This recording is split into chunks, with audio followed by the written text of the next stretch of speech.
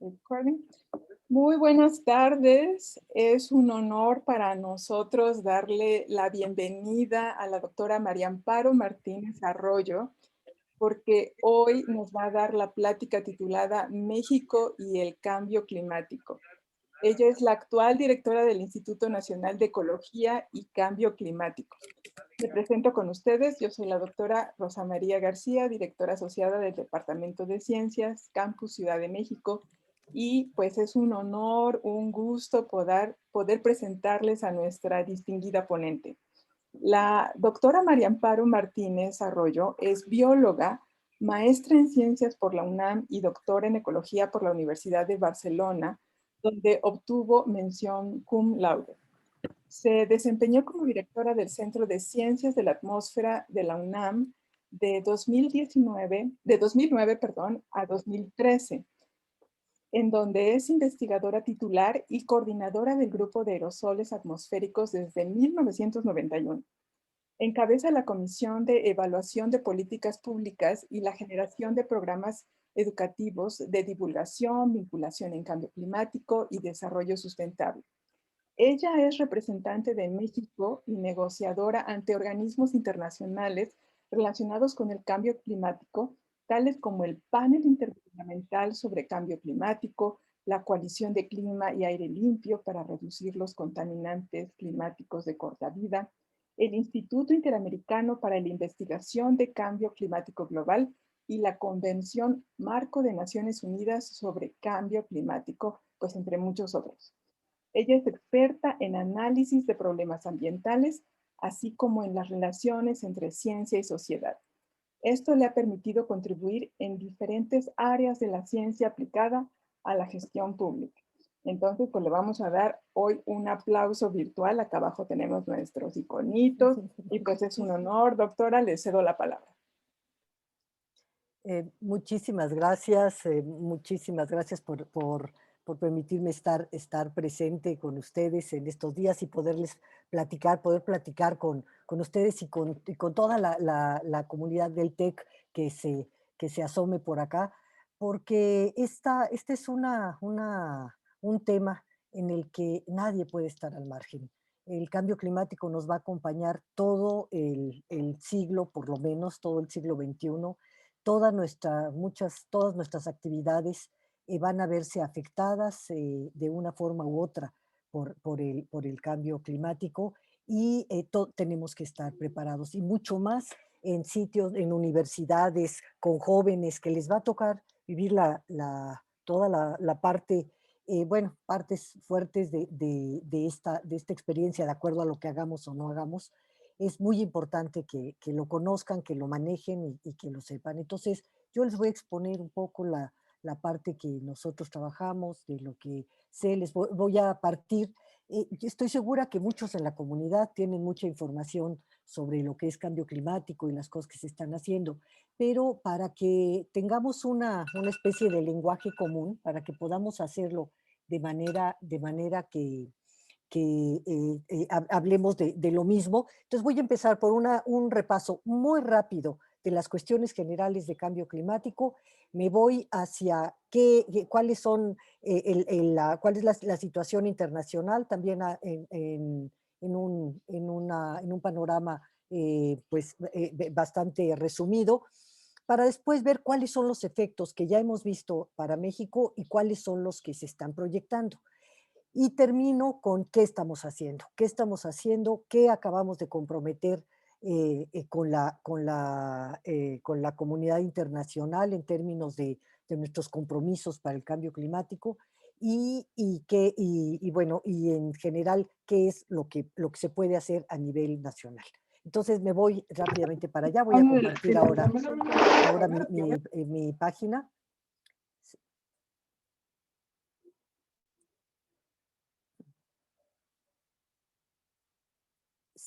Se ve ya, ¿verdad?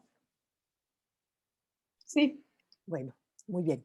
Pues otra vez, entonces, pues aquí vamos a hablar de hechos. En esta época de fake news y de que nadie sabe qué es, si lo que se dice es cierto o no es cierto, hay cosas que que son evidencias y en esas nos debemos de basar todos quienes creemos en la ciencia y que sabemos que hay que es lo que tenemos para trabajar.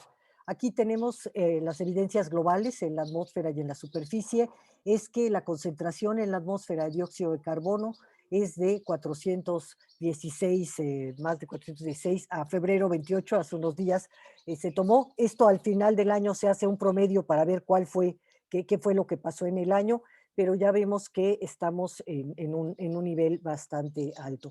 La temperatura global ha subido desde 1880 para acá, o sea, desde la época donde empezó la industrialización para acá, ha subido un grado que ahora vamos a ver por qué sí es mucho un grado cuando estamos hablando a nivel global, en donde esto es un promedio, evidentemente, en unos lugares es más, en otros es menos, y cómo va, bueno, cómo se va comportando esto.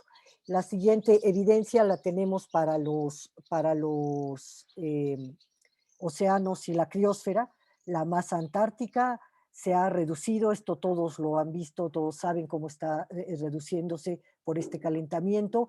El nivel del mar está aumentando y el hielo marino ártico también está disminuyendo de una manera muy fuerte. Con estas ligeras variaciones de la temperatura global, les repito, no es que en un sitio se vea un poco de un grado menos y en todo se esté viendo así, es un promedio global, pues se intensifican los fenómenos meteorológicos extremos, las sequías, las olas de frío y de calor, pero no solamente es eso, ese es en la parte física. En la parte biológica y en los procesos naturales se desacopla los procesos que están llevando las especies, las que tienen que ver para su reproducción con la temperatura, puede ser que se desacoplen entre unos presas y las poblaciones de las que van a comer, que haya diferentes épocas entre polinizadores y las plantas que tienen que polinizar. Entonces se va haciendo todo un desequilibrio en las distintas actividades y para las actividades humanas también. Una cosa que les quiero aclarar es que el clima siempre ha cambiado en el planeta, pero en otra escala, en miles de millones de años, en cientos, en millones de años, en miles de años. Y esto que estamos viendo es un cambio que está ocurriendo a una escala humana y que evidentemente no tiene un origen natural. Cuando estamos hablando del cambio climático, nos referimos al clima que existe en la troposfera, esta parte baja de la atmósfera, que es en donde existe el clima y en donde existe la vida. El resto del planeta, las otras capas, la estratosfera, la mesósfera, la termósfera, allí no es donde está sucediendo esto. Sin embargo, como ustedes saben, la influencia humana ha llegado a la estratosfera, donde está la capa de ozono, con estas sustancias que se hicieron para refrigeración y los clorofluorocarbonos y que empezaron a destruir la capa de ozono y a perjudicar la vida en la Tierra porque dejaba pasar de otra forma mucha radiación que daña la vida en la Tierra. Esto es muy general, me voy a ir rápido. También tenemos que en la literatura actual se habla mucho de los límites planetarios.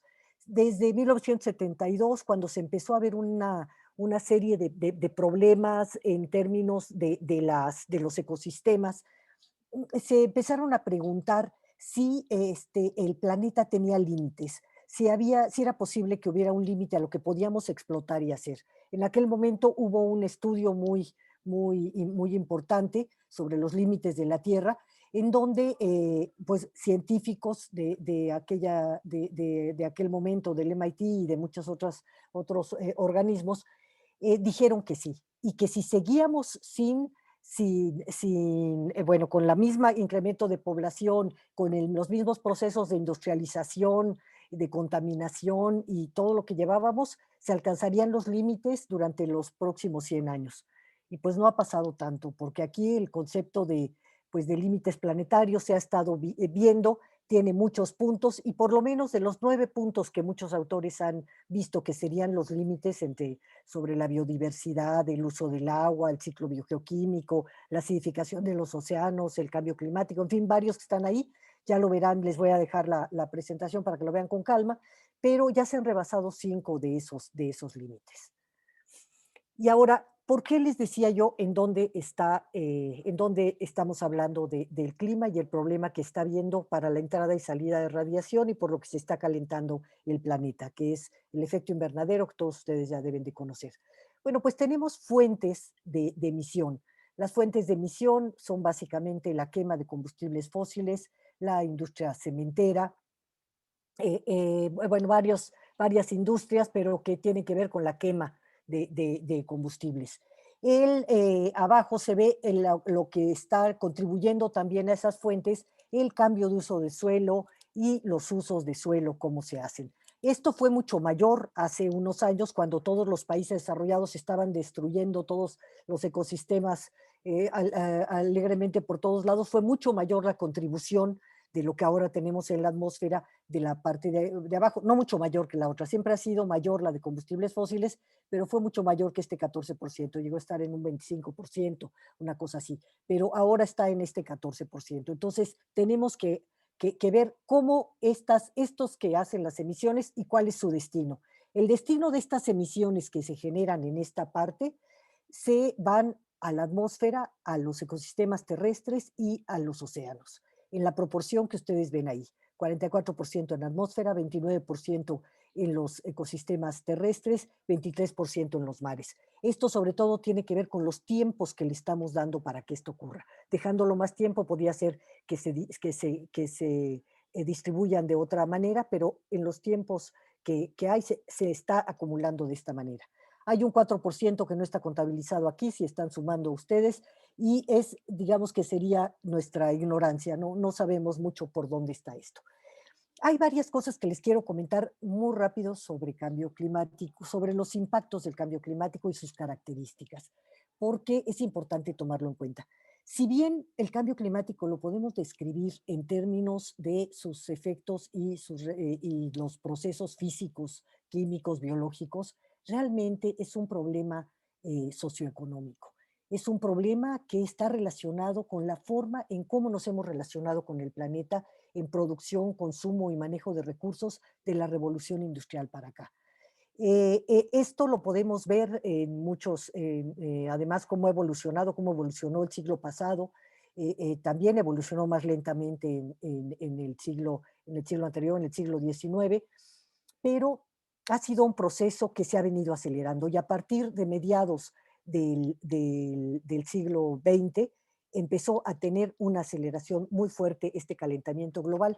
¿Y cómo se puede demostrar que esto es por los seres humanos? Bueno, ven ustedes aquí a la derecha dos gráficos, uno en donde se ve, estos son los forzantes climáticos emitidos, que así se les llama a todas estos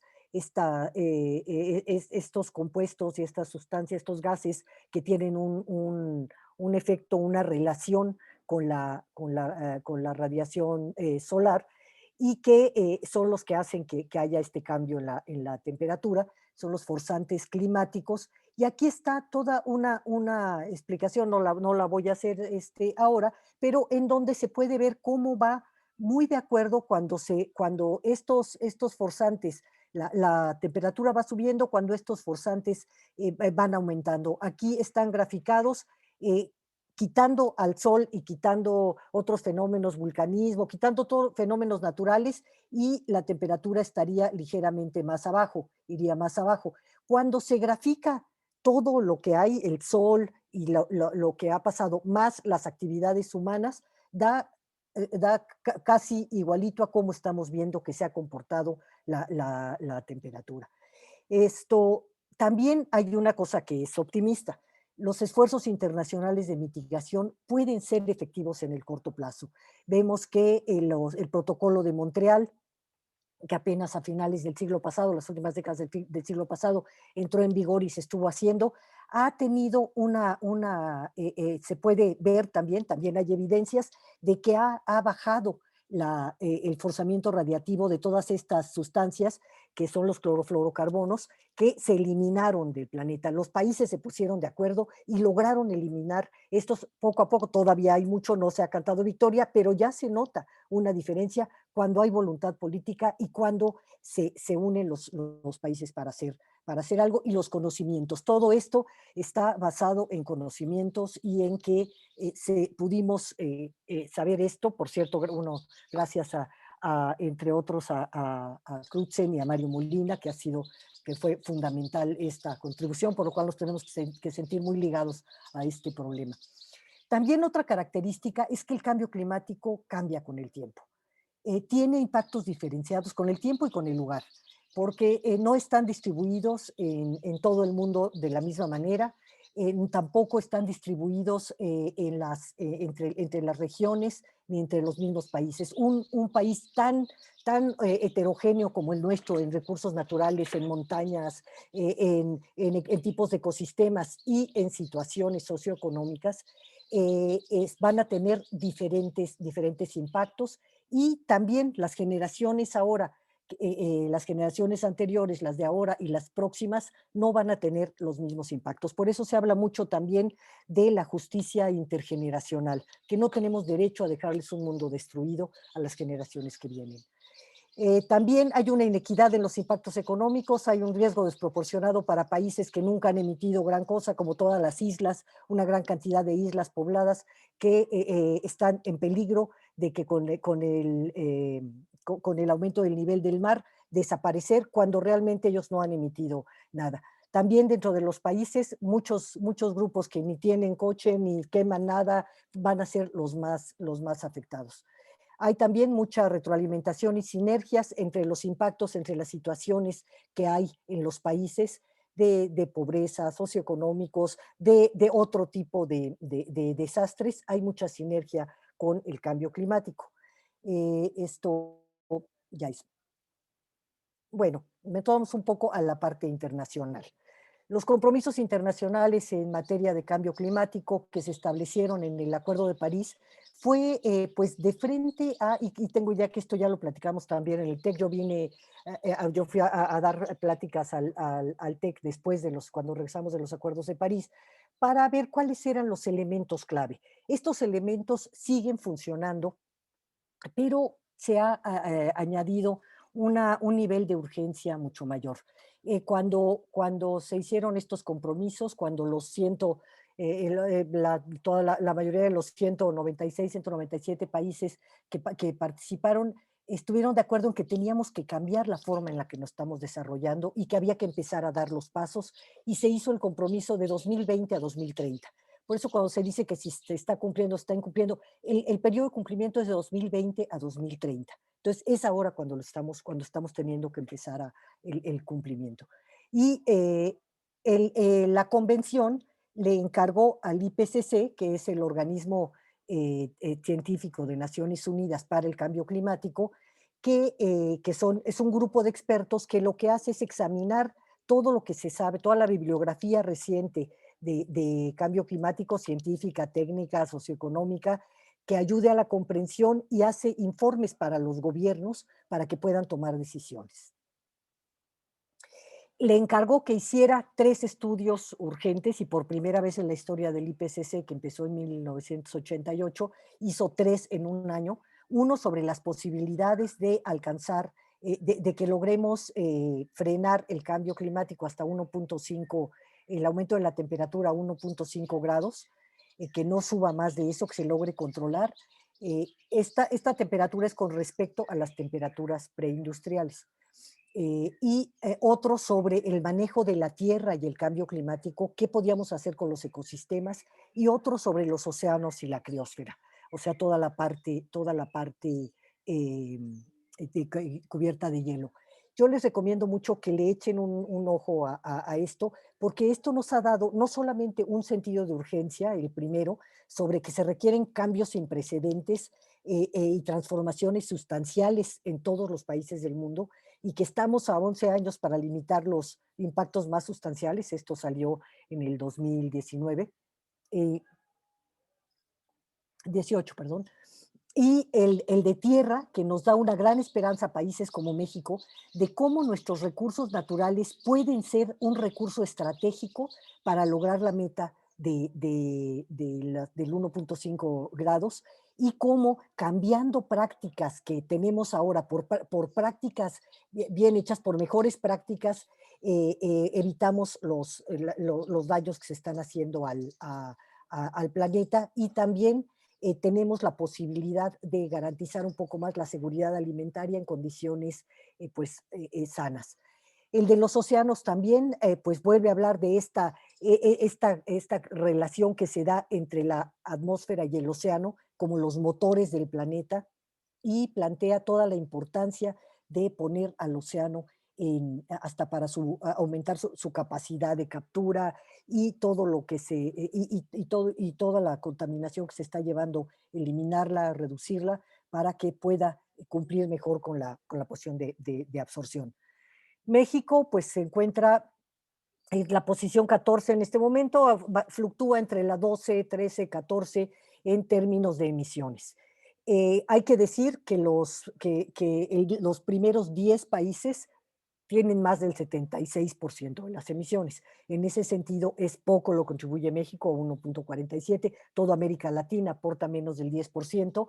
Aquí los que figuramos en esto de menos de 20 somos Brasil y nosotros, y que aunque son, pues comparativamente con China, con Estados Unidos, con la India, son mucho menores, finalmente estamos dentro de los primeros 20 con todo esto.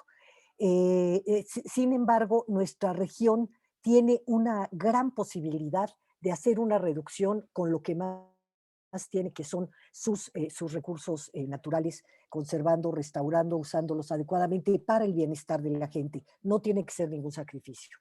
Les voy a pasar esto muy rápido, esto ya lo podrán leer en otras cosas, lo pueden ver en nuestra página, está, pero ¿cuáles han sido los efectos de México, para México de cambio, en el cambio climático? Y ha sido pues disminución de la precipitación, sequías y altas temperaturas. Ahora, hace unos días acaba de ser pues uno de superó el registro histórico el 28 de febrero con 30 grados en la Ciudad de México, cuando el otro que había sido visto anteriormente había sido de 29,6 en 2013, pero esto es con respecto a un récord que va desde 1950.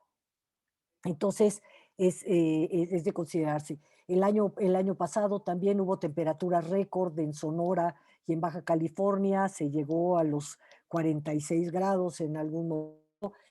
Hay cosas que ningún, no se puede pensar que podamos llegar a que eso sea lo normal sin que cambie totalmente el, el entorno como lo conocemos, para todos, no solamente para los animales, para las plantas, para todas las actividades que hacemos, para los edificios, la infraestructura estratégica. Aumento de incendios forestales, acidificación de los mares, eso es lo que se ha visto. Tenemos también lo que hemos proyectado con base a modelación. Y bueno, recuerdo que aquí de los que están presentes son sobre todo estudiantes de ingeniería, todo esto. Ustedes saben lo que quiere decir los modelos, cómo pueden en un cierto momento, si se elaboran con una coherencia entre los datos físicos que están metiendo y lo que se está esperando, nos puede dar una idea de cómo está. Ninguno no son oráculos, no son bolas de cristal, pero nos dan algunos indicios de lo que puede ser físicamente posible o factible que suceda en un rango. Aquí, cuando hemos hecho esto para México, todos los datos están en la Sexta Comunicación Nacional y en el informe bienal en nuestra página. Se ve cómo puede para 2100, si no hacemos nada, disminuir todos la parte agrícola. En esta parte fue maíz, pero se hizo sobre 10 cultivos importantes y todo lo que puede pasar. Estos son más datos de lo que hemos observado. El aumento en el nivel del mar en el Golfo de México fue de 1,79 milímetros hasta 9,16 milímetros que se han observado. En el Pacífico, de 4,23 a 3,28 milímetros, que suena muy poquito, pero imagínense ustedes si esto sigue y llega a aumentar 1 metro o más, todo lo que conocen de las costas, de los 17 estados litorales que tenemos, toda la infraestructura que se perdería ahí y que se iría, casas, todo, poblaciones, si esto llega a subir así, cómo se tendría que cambiar. Em, Además de la frecuencia e intensidad de huracanes, que esto lo tenemos que ir constatando, pero que ya se ha visto. Las inundaciones fluviales también van a aumentar, costeras, y lo que les decía hace un rato, las sequías también amenazan prácticamente no solamente a toda la parte árida y semiárida de nuestro país, sino incluso a la que ha tenido más agua hasta ahora, que es toda la parte sur. Bueno, ¿qué tenemos para enfrentar todo esto? ¿Qué tenemos en México? Bueno, tenemos un marco institucional que se generó con la Ley General de Cambio Climático en el 2012, que nos dio un marco que permite la continuidad y la transversalidad entre las acciones. Tenemos un sistema de cambio climático, Sistema Nacional de Cambio Climático, donde está una comisión con 15 secretarías de Estado a nivel federal que tienen que hacer sus proyectos, sus programas, tomando en cuenta aspectos de cambio climático. Tenemos al Congreso Federal, ahí están diputados y senadores, está un Consejo de Cambio Climático en donde están representantes, si no representantes, invitados de distintos sectores que dan su opinión y dan su opinión y su asesoría a la Comisión Intersecretarial. Tenemos autoridades municipales organizadas que participan, las secretarías de Medio Ambiente de casi de todos, más bien de todos los gobiernos de los estados, lo que pasa es que en algunos no se llaman así, tienen algunos otros nombres, pero son las encargadas del tema. Y tenemos un instituto que es el INEC, que se encarga de generar e integrar conocimiento técnico y científico, fortalecer los recursos humanos y las capacidades para formular e implementar, bueno, para la implementación. Nosotros no implementamos, nosotros somos los responsables de dar la información, porque para tomar decisiones hay que estar informado. No es posible tener esa información, y esa información no la tiene nadie solo, ni ninguna institución en particular. La tienen entre todas las universidades, todos los institutos, la tienen en distintas dependencias, en distintas sectores del sector privado, en distintos sectores sociales, y nosotros tenemos que integrarla, que reunirla, que esté validada, que se pueda tomar para poderla presentar a los distintos órganos de gobierno para que tomen las decisiones. Cómo tomen la decisión ya es otra esfera, y porque para la política nosotros damos la parte científica y cada instancia tiene que asumir la parte política, económica, de qué es lo que hace después de eso. Nosotros tenemos un consejo de evaluación formado con consejeros ciudadanos, con consejeros sociales, en donde se hace una evaluación de las políticas públicas. Entonces, bueno, de manera muy rápida, la aportación del gobierno federal nada más se expresa en un programa especial de cambio climático que es por sexenio. La estrategia nacional de cambio climático que existe, que lleva, bueno, que la lleva la Semarnat y que la aprueba esta SIC, estas 15 secretarías la aprobaron, es con un horizonte de 10, 20 y 40 años. Después está el PEC, que es con un horizonte sexenal. Cada administración debe de decir con qué va a ser. Esta administración ya definió este PEC que tiene estos grandes componentes. No se los voy a leer, ustedes los están viendo, pero en donde esta vez se agregó lo de sinergias y cobeneficios, y se está trabajando mucho en el fortalecimiento institucional. De hecho, los compromisos que hicimos para los acuerdos de París ya están integrados a la ley, y entonces se tienen que cumplir los que hicimos entonces, y se tiene que ir aumentando progresivamente. Tenemos para este PEC, pues que están estos temas, hay acciones puntuales que se discuten entre todas las secretarías, tuvieron que ser incluidas en todos los programas de cada una de las secretarías que están trabajando, y la Secretaría de Hacienda, en un anexo transversal que tiene que poner también recursos para que se pueda llevar a cabo planes de cambio climático.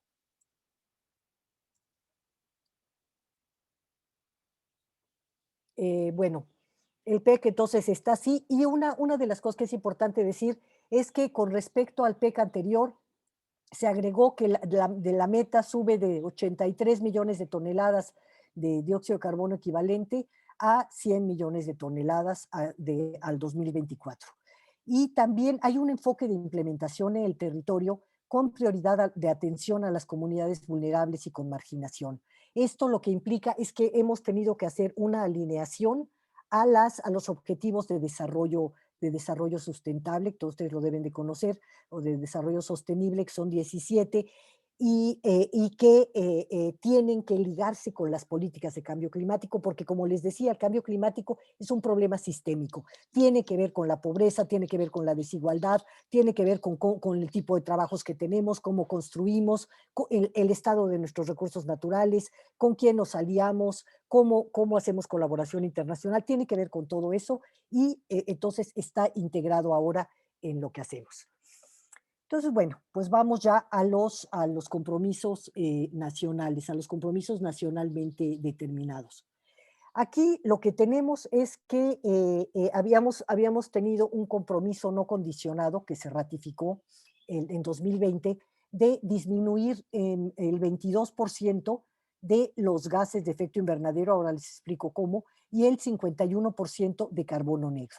Este 51% de carbono negro lo pusimos de manera unilateral, no nos lo exigía la convención, pero dado que es muy importante para los países en desarrollo deshacerse de toda esa industria obsoleta que contamina, pudiendo no hacerlo, habiendo técnicamente cómo poner filtros o cambiar de tecnologías, también con todos estos vehículos que son chimeneas móviles y que todo eso es el carbono negro, ese hollín de las industrias, la quema de esquilmos agrícolas mal hecha, la quema de basura, los incendios, todo esto da un carbono negro que sobre todo afecta localmente porque son contaminantes de vida corta que se les llama y que no se distribuyen homogéneamente como los gases de efecto invernadero, pero que tienen un efecto de calentamiento mucho mayor, un potencial de calentamiento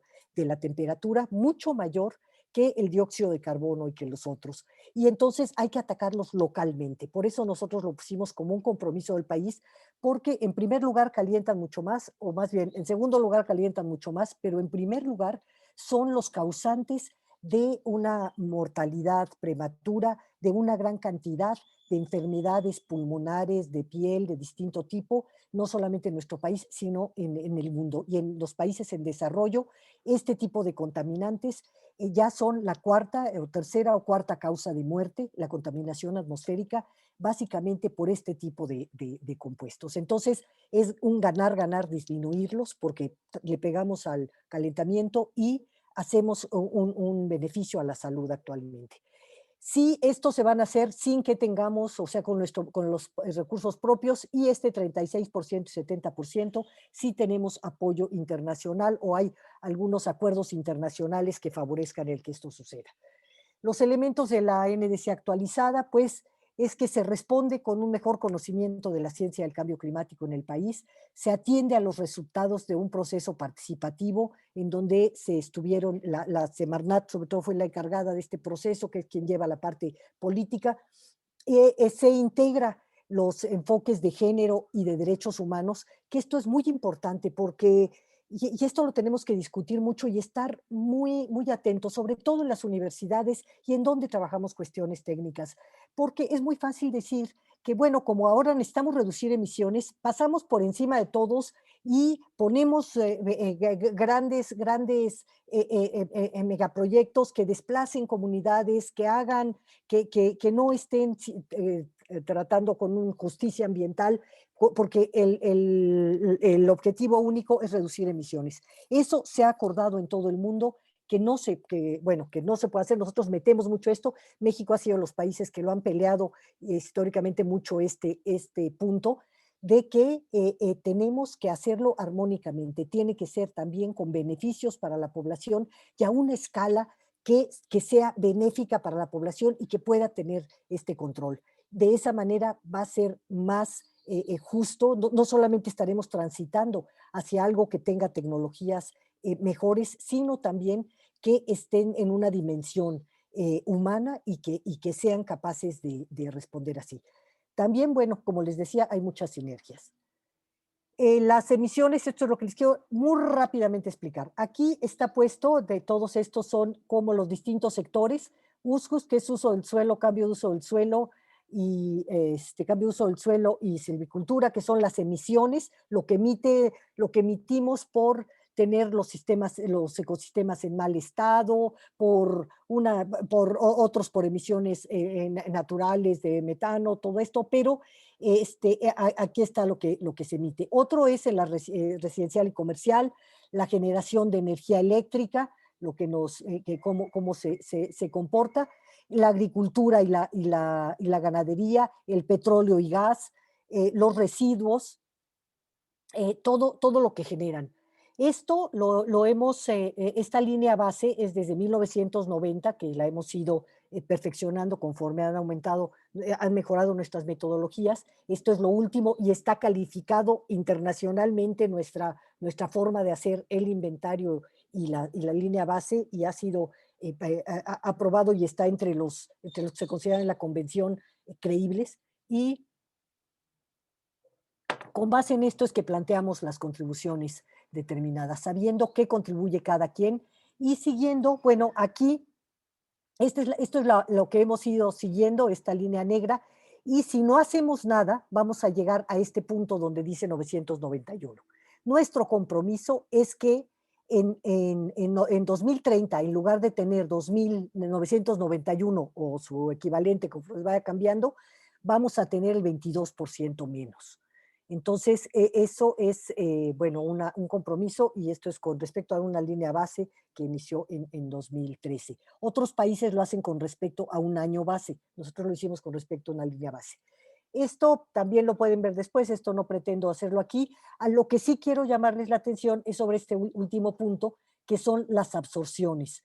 Hay emisiones por uso del suelo y cambio de uso del suelo y hay absorciones. Las absorciones son sobre todo por los ecosistemas bien conservados, por los bosques que se mantienen, y esto nos da una absorción, esto quiere decir que la tierra, capturamos gases de efecto invernadero, lo cual es otro mecanismo de mitigación, la captura, no solamente reducir las emisiones, sino aumentar la captura por parte de ecosistemas naturales y por otras vías, pero ahorita estamos aquí hablando de los ecosistemas naturales.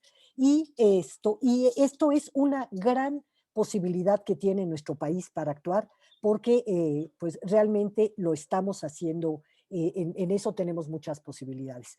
Aquí están las emisiones por sector y cómo hay el 71%, como verán, tiene que ver con cuestiones de energía, residuos, agricultura. Dentro de agricultura y ganadería, la ganadería es la que más tiene, los procesos industriales.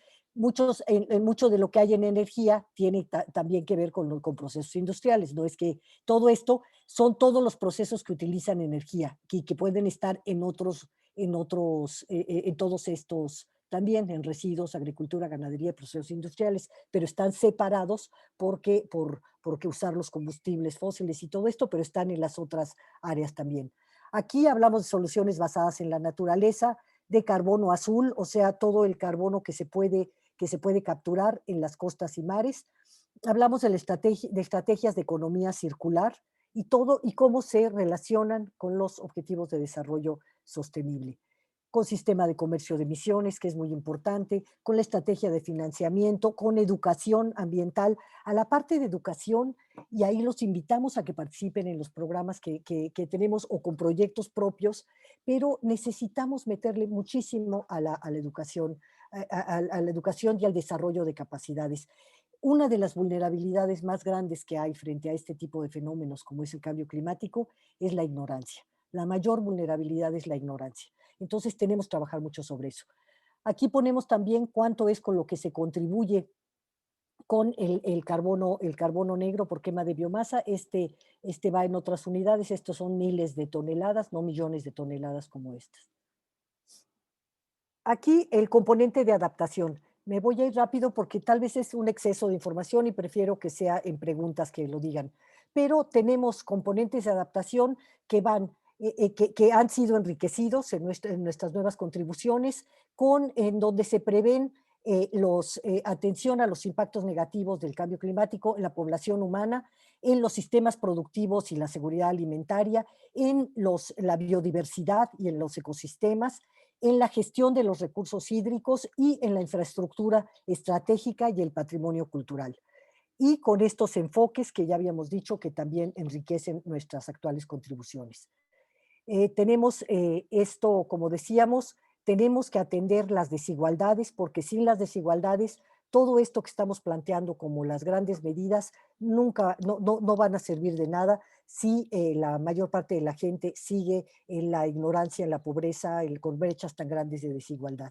Y también se está planteando fuertemente, dado que está muy claro cuáles son las relaciones entre calidad del aire y eventos como los que estamos viviendo, en destrucción de ecosistemas y zoonosis, una recuperación verde post pandemia.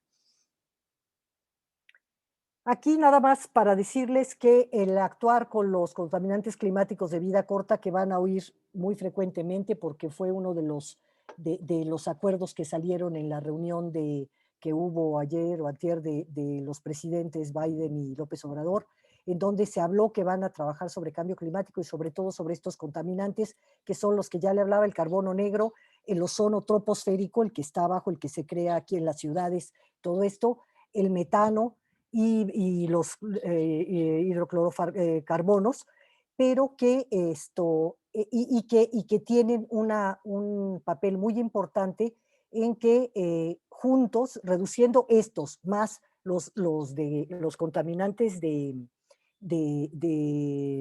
efecto invernadero, se podría lograr llegar a esta línea punteada, que podría ser resumir todo. Si esto lo hacemos en todo el mundo y lo hacemos bien, porque estos contaminantes están atacando los cultivos, como es el caso del ozono, y bueno, están en las fugas de las instalaciones eléctricas y de energía.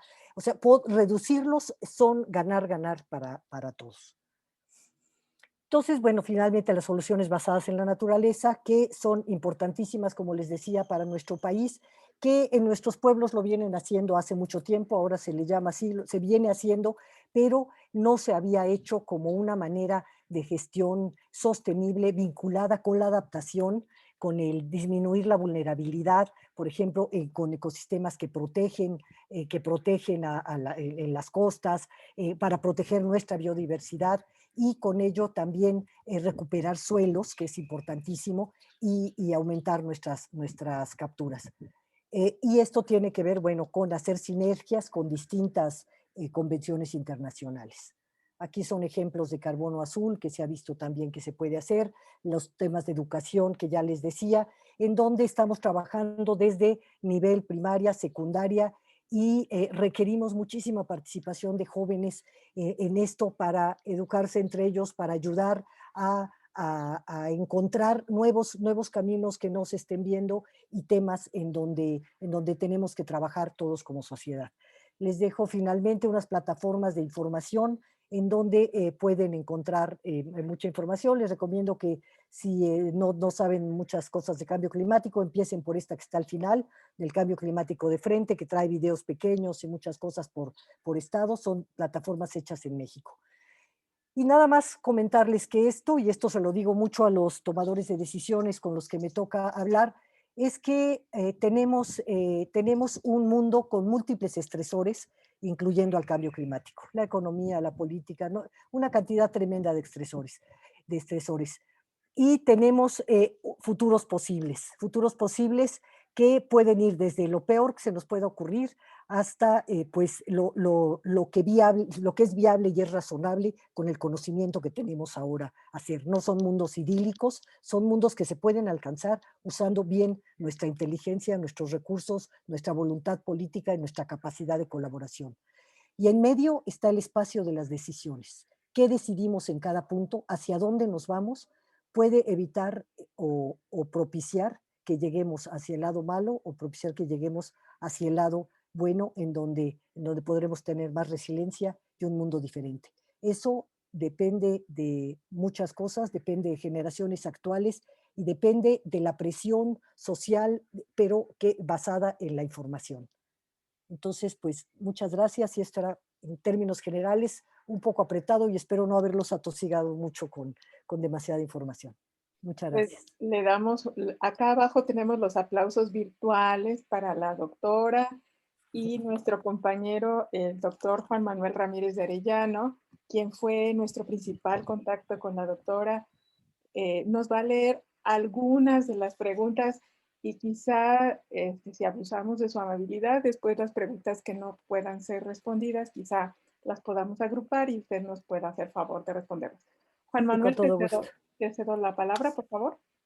Muy probablemente, si están en el chat algunos de mis colegas del INEC, lo que hacen es que ellos en el chat algunas cosas que sabemos las van respondiendo. A ver si lo pueden, si lo hicieron y si no, bueno, ya lo haremos. Pero Muchas gracias. adelante, adelante, Juan, gracias. Bueno, buenas tardes, doctor Amparo. Hay Buenas muchas tardes. preguntas aquí en la forma de Google. Hay 65 preguntas. Voy a escoger algunas al azar. Una pregunta dice, ¿cómo nosotros los jóvenes podemos hacer acciones para promover la cultura ambientalista y mitigar el calentamiento global? Respondo varias juntas, ¿no? Si prefieres. Muy bien. Bueno, también hay otra pregunta que dice, ¿el daño que ya está hecho tiene solución? Hay otra pregunta que dice, ¿cuál sería la medida más efectiva a tomar a corto plazo que tenga un gran impacto en el mundo, aunque sea una medida muy radical?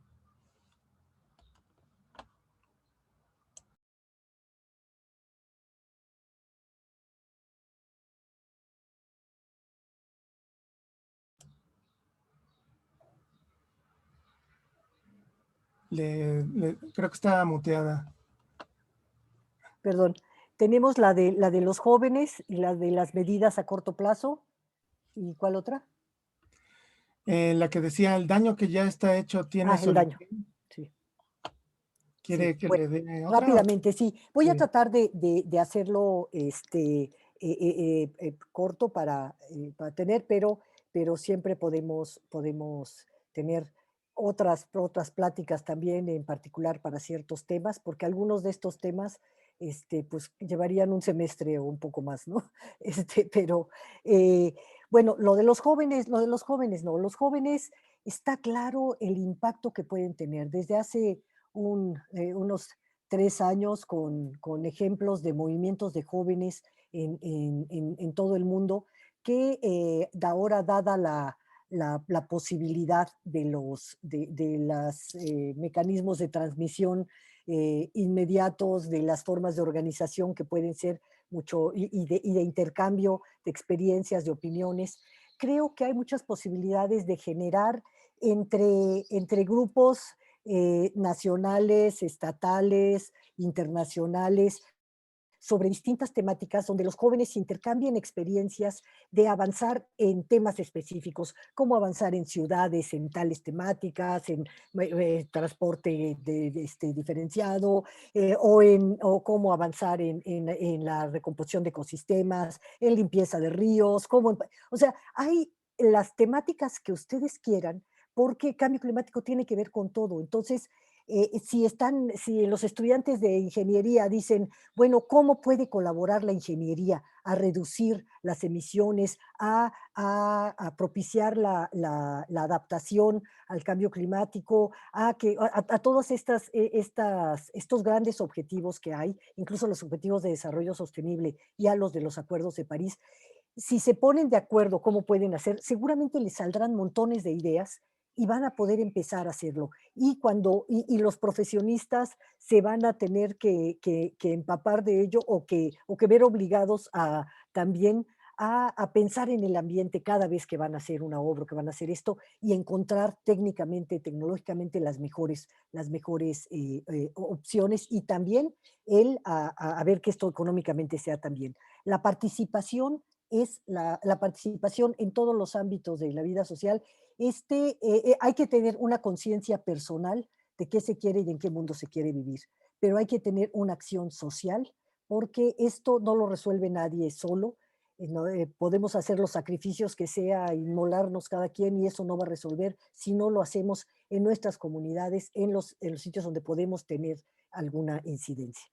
El daño que está hecho. Mira, hay algunos temas en donde ya definitivamente las especies que se han perdido, las pues, zonas que ya han sido devastadas o que se han cambiado mucho lo que hacían o que se han inundado, puede ser que ya no se puedan recuperar. Algunas partes donde ya se ha perdido masa antártica, o ártica puede ser que no sea recuperable, por lo menos no en un corto plazo. Se puede frenar y se puede frenar antes de que lleguemos a que otra gran cantidad de procesos naturales ya sean irreversibles. Ahorita muchos todavía no son irreversibles, muchos daños, sobre todo los daños ambientales, algunos daños que hay en infraestructuras, en patrimonio, todavía se pueden revertir y hay que trabajarlo. Sobre todo que los daños no son homogéneos, como les decía, en todos los países. Entonces, hay que ver cuáles tenemos nosotros que podamos frenar y hay que hacerlo de inmediato. Por eso es muy importante el estudio, por eso es muy importante conocer nuestro país, es muy importante estar en contacto con el territorio, con las distintas actividades que hay en el territorio para saber en dónde está habiendo manifestaciones que se pueden corregir a tiempo. Y eso lo podemos hacer también entre universidades, sociedad civil, sector privado, lo podemos hacer todos juntos. Las medidas a corto plazo. Bueno, las medidas son en términos globales las que se marcaron en el Acuerdo de París. Las medidas que se están viendo que podrían acelerar son acuerdos internacionales como los precios de carbono, poner precios a las mercancías que desincentiven, que pongan un precio real a lo que es seguir produciendo sucio, la parte de mayor responsabilidad de las grandes transnacionales, porque lo que pasa es que todos los estados tienen que estar compitiendo o tratando de controlar procesos que en algunos países que tienen las regulaciones fuertes se dan menos elementos contaminantes de este tipo que propician el calentamiento. Y en países como el nuestro, que no tienen la suficiente firmeza en sus normativas, pues siguen contaminando. Ahí tenemos que lograr que haya un compromiso a nivel internacional de las grandes potencias industriales de bajar esto también y no dejar que nada más lo que puedan hacer los gobiernos como puedan tratando de controlarlo, sino tiene que ser un acuerdo también comercial y económico. Y bueno, y lo que se puede hacer es aumentar la conciencia, aumentar las acciones para la adaptación. ¿Y para la adaptación qué es? Alguien decía, eso es resignarse a que no vamos a hacer nada. No, no, no. Adaptación quiere decir en este contexto, quiere decir muchas cosas, pero en este contexto de cambio climático, quiere decir reducir nuestra vulnerabilidad. En primer lugar, identificando la vulnerabilidad que tenemos hacia los cambios en el clima, ver en el lugar en el que estamos, la adaptación es local, nadie va a venir a hacerla por nosotros. La adaptación tenemos que ver cuáles los factores del clima que nos afectan en tal sitio y si son las sequías o son las inundaciones o son los deslaves o es la pérdida de tierra o es las ondas de calor en las ciudades, tenemos que identificar cuáles son, tenemos que conocer cuáles serían los impactos más adelante, cómo van a ir siendo estos impactos más adelante y plantear qué podemos hacer ante ello. Puede ser que, por ejemplo, en el campo decidan que tienen que tener más cultivos de distinto tipo, unos que aguanten más calor o que aguanten menos agua o que aguanten más agua, lo que sea, y organizar y ver cómo es la organización social para enfrentar estos problemas, cómo le van a ayudar a sectores que van a ser más golpeados en un cierto momento para que esto se distribuya. O sea, hay muchas medidas y hay que meterse al cada uno de los temas para verlo, pero sobre todo es la adaptación tiene que ver con generar capacidades en nuestra población para poder responder ante esos cambios. y las capacidades se generan con conocimiento, con intercambio de conocimientos. Puede haber muchas comunidades que hayan tenido un cierto clima, que están pasando a otro, y las que están en ese clima les pueden ayudar a ellos a decirles cómo con conocimiento también tradicional del campo y todo eso, ellos le hicieron, a ver si les sirve a los otros, y por supuesto con la ciencia atrás, acompañando todos estos procesos y dirigiéndolos. Pues muchísimas gracias. Creo que pues nos da mucha tarea. Tenemos mucho por hacer todos. Como usted dice, es labor de la sociedad junto con el gobierno, las políticas, la buena voluntad y sobre todo la educación. Y es por eso que estamos aquí y pues vamos a darle nuevamente un aplauso virtual acá a la doctora. A ver, todos con sus aplausos virtuales. No veo los aplausos. O reales, ¿verdad? Los aplausos reales. Yo un aplauso a ustedes por estar organizando este tipo de reuniones. Muchas gracias por invitarme.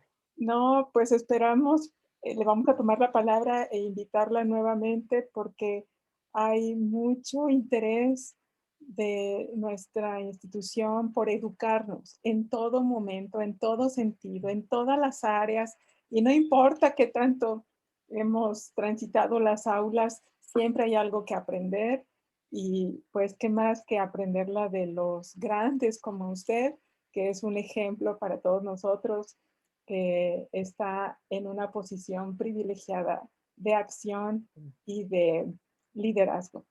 Tengo que decirles que mis colegas del INEC pueden venir también a dar pláticas, son igualmente capaces. Tenemos un gran equipo, también hay en la Semarnat, en el sector ambiental tenemos un grupo muy importante de instituciones que pueden venir a hablar sobre distintos temas y podemos comentar todo esto con mucho gusto. Pues ya, le tomamos la palabra y pues le vamos a hacer llegar a través de su asistente un reconocimiento por parte de la institución y pues Muchas queda la gracias. invitación abierta y esperamos que pronto, cuando ya termine la pandemia y podamos salir y disfrutar, pues que esté también acompañándonos en nuestro nuevo campus, en la sede que tenemos al sur de la ciudad.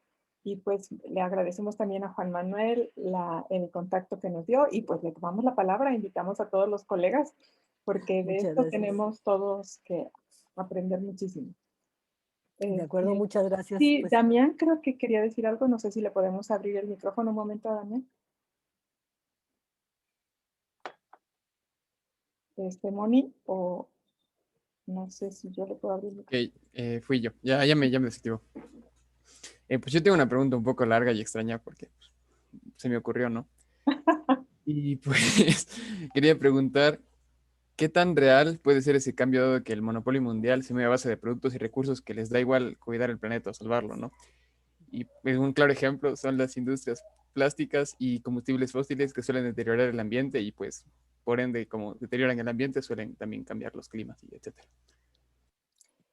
totalmente de acuerdo y qué bueno que haces la pregunta, porque esos son de los puntos que tenemos que tratar. Toda la parte de energía, como ustedes vieron, es muy importante.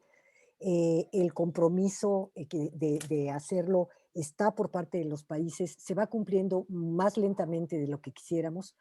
Hay que decir que todos los países van caminando a distintos ritmos. En algunos han podido efectuar esos cambios mucho más rápidamente, en otros van más despacio. Cada país tenemos que encontrar la forma en la que lo podemos llevar.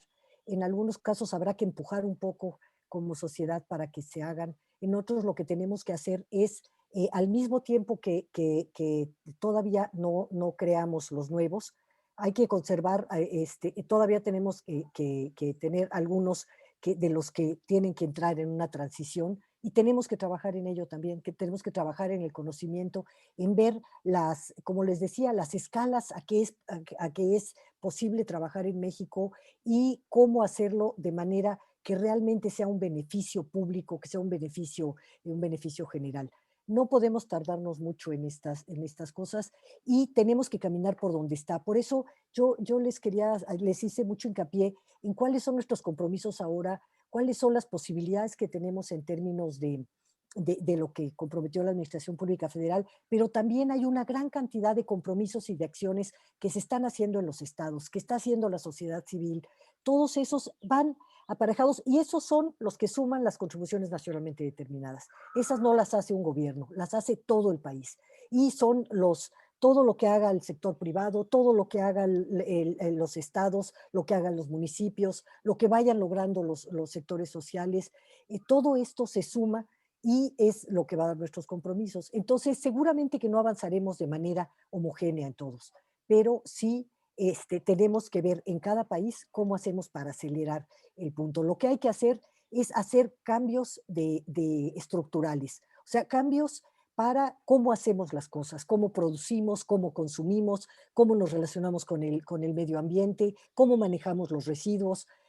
Si no generamos estas posibilidades de economía circular, por ejemplo, de que no se desperdicie tanta materia prima de un lado a otro, si no vamos haciendo esto de recuperación de ecosistemas, de manejar los recursos hídricos adecuadamente, pues no va a haber manera que se haga. Entonces, la parte de energía tiene que ver con todo y tiene que ir transitando en cada sitio de la mejor manera posible. Y creo que en nuestro país tenemos mucho que hacer, somos un país petrolero Ujú. que todavía no puede romper completamente esas prácticas, porque toda una serie de actividades que tenemos no hay todavía cómo sustituirlas, pero tenemos que trabajar en eso e irlo haciendo ya, o sea, irlo haciendo en las distintas escalas, desde el conocimiento, desde las propuestas, no tenemos que esperar a que vengan a traérnoslo, ¿no? Sino que creo que debemos ir avanzando poco a poco y sí, habrá aspectos que no controlaremos desde la parte de ciencias, desde la parte de conocimiento. Hay toda una parte normativa, toda una parte en la que se tiene que llegar a acuerdos para cómo se hacen las cosas, pero tenemos que poner pues como sociedad y como gente que trabaja en el conocimiento, pues lo mejor que podamos para ayudar a que esa transición en todos los campos avance y pueda llevarnos también a nivel internacional a grandes cambios, porque los intereses todavía son muy fuertes, en otros sitios no hay cómo sustituir muy rápido en países demasiado grandes las energías, entonces habrá que irlo poniendo. Lo que está claro es que no hay ninguna energía, ninguna de las renovables, ni que nos pueda sostener el ritmo de vida que llevamos, ni el tipo de producción desperdiciando que estamos haciendo. Tenemos también que cambiar cómo hacemos nuestras actividades tenemos que tener eficiencia energética, tenemos que hacer las cosas de otra manera, porque no va a haber energía de ningún tipo que pueda pues en un plazo corto o mediano, ayudarnos si no cambiamos. Entonces, pues digamos que sería en términos generales la respuesta. Muchísimas gracias, doctora. Para cerrar, le voy a dar la palabra a Moni, al doctor Jorge Membrillo, que también es parte de nuestro grupo de mujeres en ingeniería. Y con eso cerráramos. Y pues nada más les recuerdo, doctora, que nos va a compartir su presentación, que ya nos la están pidiendo. Gracias, Jorge, ¿sí? Muchas gracias, doctora Rosa María, y muchas gracias a Mujeres en la Ingeniería y Ciencia que organiza este tipo de pláticas. Doctora Amparo, muchas gracias por esta presentación. La verdad quisiera que viera al TEC de Monterrey como un aliado para discutir estos temas. Quiero decirle que el TEC de Monterrey es una institución que ahora tiene a la sustentabilidad como pues como una competencia transversal. Quiero decirle que aquí, este ha sido uno de los seminarios de mucha más audiencia. Quiero decirle que casi 270 asistentes, nada más aquí en línea, más los que tenemos en Facebook, que han de ser muchísimos más. Pero una cosa que es muy importante, muchos de estos alumnos que están aquí presentes no son biólogos, inclusive no son ingenieros en desarrollo sustentable, sino que van a ser médicos, arquitectos, ingenieros mecánicos, ingenieros de diseño Todos tienen algo que musical. hacer. Entonces, aquí quiero decirle que la discusión de la sustentabilidad es una materia de todos los días de nosotros.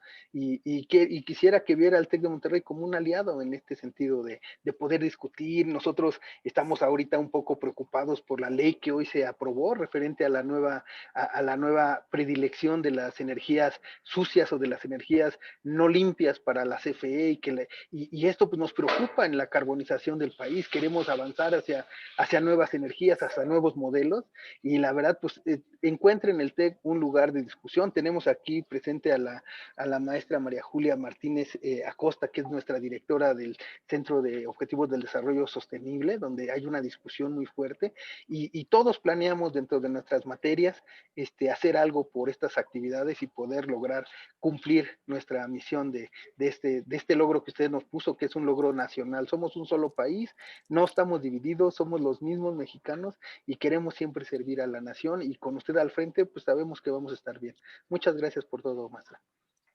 Muchísimas gracias a ustedes. Y todos, de todas las carreras, tenemos algo que hacer. Esto es realmente, como les decía, estamos jugando la vida de nosotros, de los ecosistemas del planeta, y podemos empezar por lo que tenemos más cerca. Podemos empezar por las cosas que ya podemos hacer e ir peleando, no dejando para nada todo lo demás en donde hay que avanzar. Yo creo que es muy importante. Muchas gracias, profesor.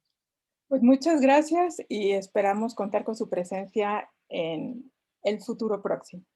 Con todo Gracias a gusto. todos. Hasta luego a todos. Muchas gracias. Gracias. Entonces cerramos la sesión. Muchas gracias. Gracias.